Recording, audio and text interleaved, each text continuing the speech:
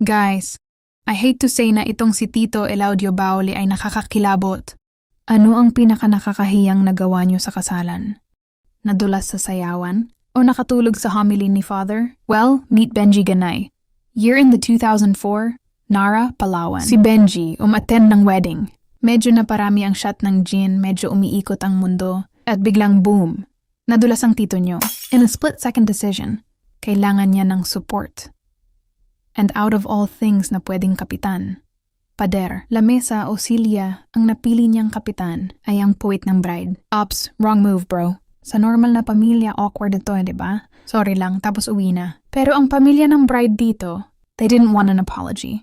They wanted a recipe. Let's get into it. Enter the father of the bride, Eladio Baule.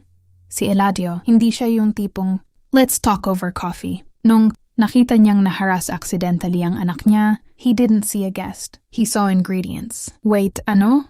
Niloko ni na Eladio si Benji. Sabi nila, uy Benji, tara labas muna tayo. May surprise kami. Siguro akala ni Benji, may extra bucket ng Red Horse dun. Tamang pangbanlaw. Pero wala pong beer. Sinaksak nila si Benji. But wait, there's more.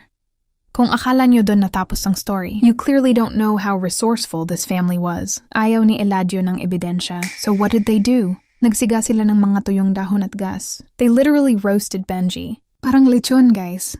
Habang naririnig nila yung dancing queen sa reception, busy sila sa kanilang forbidden BBQ. And ito ang pinaka-wild. Pinilit nila yung pinsan nilang si Junie na tumikim. Nung nasuka si Junie sa kadiri, pinilit pa siyang lunukin ulit yung suka niya. Guys, this isn't protective dad vibes anymore. This is full-on Hell's Kitchen, Palawan edition. Ito na yung part na hinding-hindi nyo makakalimutan. Pumalik sila sa wedding reception. May dala silang mga plastic ng karne. Sabi nila sa mga lasing na bisita, oh mga sir, may dala kaming pulutan. Bagong luto. And yung mga bisita? Kain lang ng kain.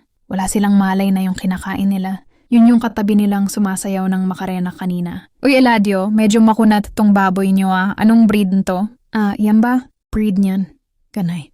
Galing na Ryan. Eventually, hindi kinaya ni Junie ang konsensya. Nag-confess siya at na-arrest sina Eladio. Life imprisonment. Case closed. So what's the lesson here? Simple lang. Sa mga kasalan, wag masyadong magpakalasing. At please, if ever madulas kayo diretso sa sahig, wag kang kakapit sa bride. Mas okay nang may bukol sa ulo kaysa maging appetizer sa menu. Stay safe, wag maging bida-bida, at i-check ang karne bago isubo. Until next time, like me for more wild true stories.